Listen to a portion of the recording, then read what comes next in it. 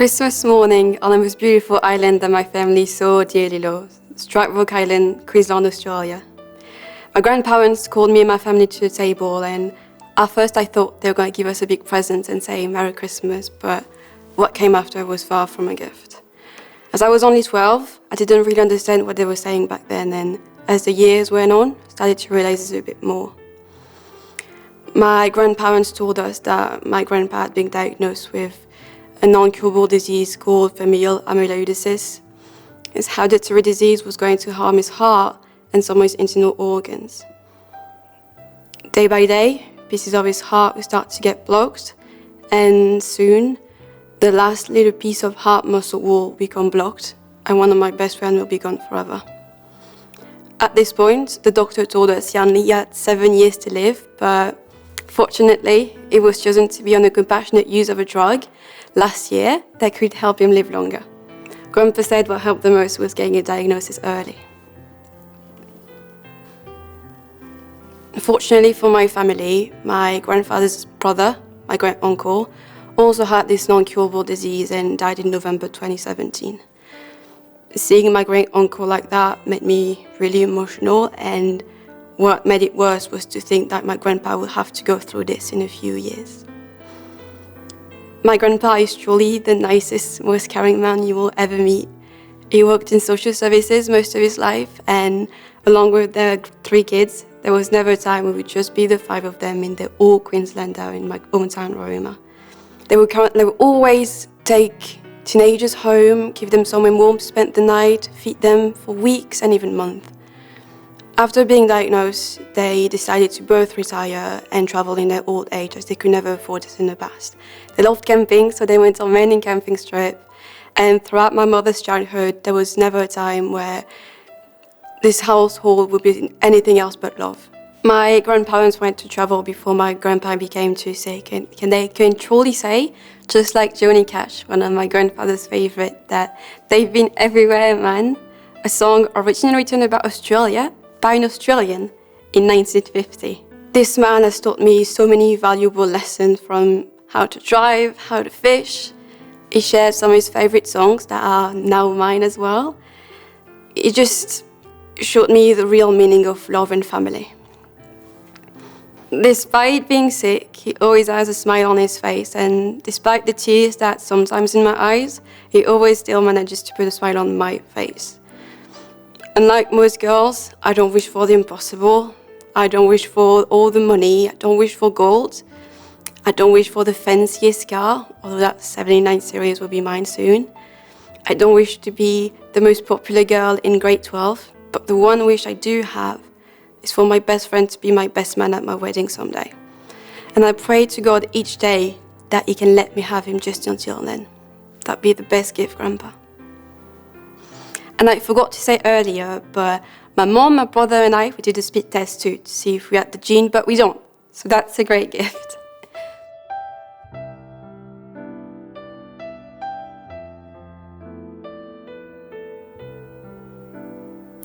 Durante una de las tantas crisis económicas de Argentina, mi familia y yo tuvimos que mudarnos a España, y como todo cambio, al principio no fue nada fácil tener que adaptarnos a mudanzas, a nueva escuela, nuevas costumbres, nueva gente. Pero con el tiempo pude adaptarme a este nuevo estilo de vida, y en la escuela me iba muy bien, tenía muy buenas notas, terminé el bachillerato con felicitaciones y pude ir a la Universidad de Derecho con un trabajo a media jornada, y con mucho esfuerzo pude recibirme de abogada. Un año después de mi graduación, recuerdo que me dieron una noticia, que a mi padre le diagnosticaron un cáncer de pulmón, y esto cambió completamente mis planes. Tuve que buscarme un trabajo de urgencia para poder ayudar a mi familia con los gastos de la casa, de medicamentos, de hospitales, de traslados. Y recuerdo a mi padre que me rogaba con lágrimas en los ojos de que de que hiciese mi vida, de que retomase la carrera que tanto me había costado. Pero sin embargo no podía hacerlo, no me entraba en la cabeza. Así que hice todo lo posible para que mi padre viviese lo más cómodo y feliz durante sus últimos años de vida.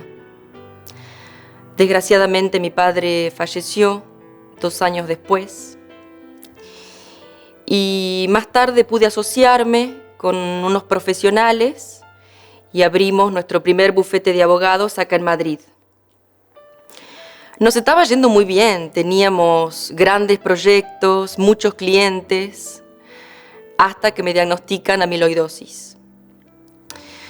Recuerdo que antes del primer diagnóstico estaba en un seminario de trabajo y casi no llego al coche del cansancio porque me empezaron a dar como unas disneas, unos mareos. Y recuerdo que un colega tuvo que ayudarme y me condujo hacia un hospital donde ingresé con 30 de pulsaciones. Ahí me pusieron un marcapasos y me aconsejaron a que vea un cardiólogo especializado. Este cardiólogo me hizo una resonancia y me diagnosticaron amyloidosis cardíaca. No sabía nada sobre esta enfermedad, así que necesitaba absolutamente consultar con una segunda persona para tener una segunda opinión. Y así que fui a consultar a otro cardiólogo y a otros médicos. Recuerdo que me atendió un médico hematólogo y ahí me dieron el diagnóstico final de amiloidosis cardíaca con depósito de transtiretina salvaje. Al poco tiempo pude comenzar un nuevo tratamiento con un fármaco y hasta ahí todo iba bien. Empecé a hacer mi vida poco a poco hasta que me empieza a dar arritmia y me cambiaron el marcapasos por uno más moderno y me aconsejaron hacerme una operación que básicamente es una intervención de ablación de las venas pulmonares que van al corazón. Así que en plena crisis del COVID me tuvieron que operar.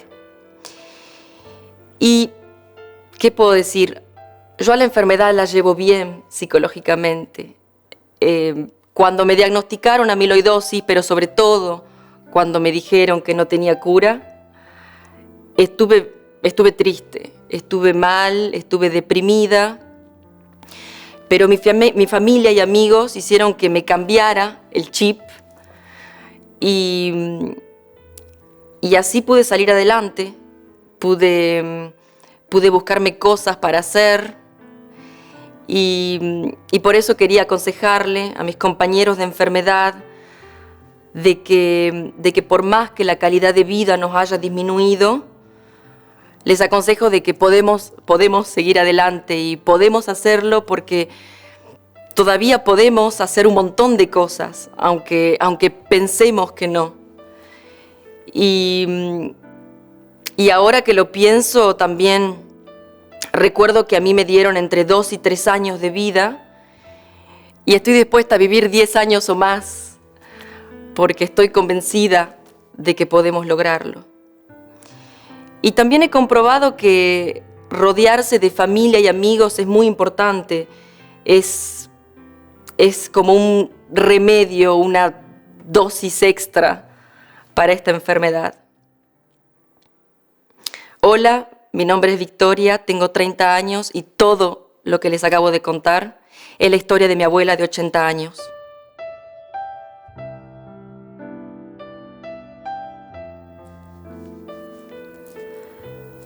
My name is Inga S. I was born in 1956 and I live in Piteå, which is in northern Sweden. My story started at the autumn of 2013 when I was in holidays in Portugal with my children and grandchildren. Everything was fine. We had a good time, except that I had a stubborn cough that wouldn't cease and really bothered me.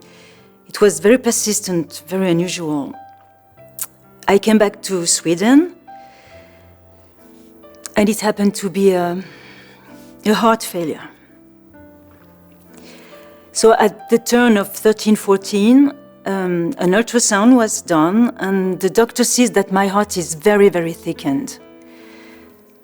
The doctor who did the ultrasound saw that my heart shows similarities with a very specific disease, that is hereditary transthyretin amyloidosis, ATTR-V amyloidosis, also known as familial amyloidosis with polyneuropathy, FAP, or Schleifter's disease. Many names, but just one disease. It is an inherited disease, hereditary disease, that causes symptoms to, among other things, peripheral nerves, heart, stomach and intestines, eyes and kidneys. In my case, obviously, it was heart. So, based on this, biopsy is taken and aptitude tests are taken. And I am a carrier. And I have developed the disease at the same time.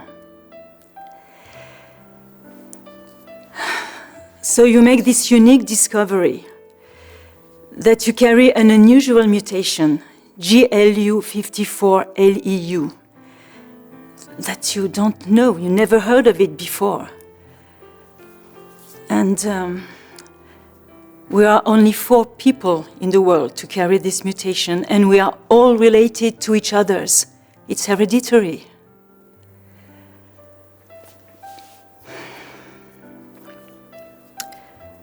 After that, everything goes very, very fast. Already in the spring 14, I am on investigation at Norrland University Hospital in Umeå. And right away, for qualification for a heart transplant at Solgrenska in Gothenburg. In October 14, I get my new heart. And in September 15, I get my new liver. My liver is not good for me, but it's not bad for someone else. So a man with a severe cancer can get my liver. And it feels good to be able both to receive, but also to give.